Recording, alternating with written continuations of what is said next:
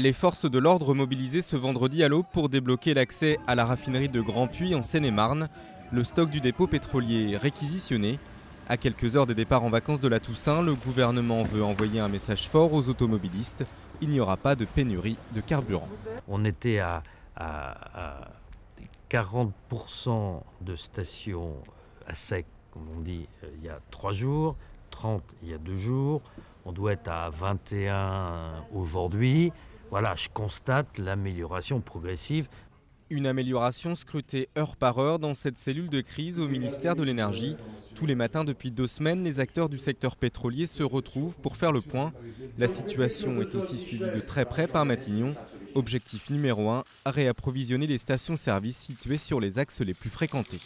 Et que les stations d'autoroute vont être traitées de façon prioritaire, ce qui va permettre aux Français de partir l'esprit tranquille et d'aller en vacances normalement.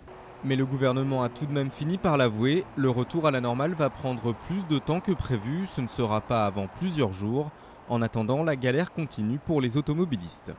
On est obligé de prévoir qu'il faut de l'essence, vérifier, emmener chez un bidon de 5 litres, on ne sait jamais, ça ne fait pas grand-chose un bidon de 5 litres, mais bon voilà. Franchement, nos ministres sont très gentils, mais nous dire qu'il n'y a pas de problème, je pense qu'ils ne doivent pas beaucoup utiliser leur voiture. Bon, c'est pas eux qui font le plein. Ils récupèrent des voitures avec le plein, donc ils n'ont pas de soucis. Pour partir plus tranquille, d'autres ont fait le choix du rail. Dans les gares, le trafic s'améliore avec 8 TGV sur 10. Mais pour les retardataires, inutile de vous ruer au guichet. La plupart des trains sont déjà complets.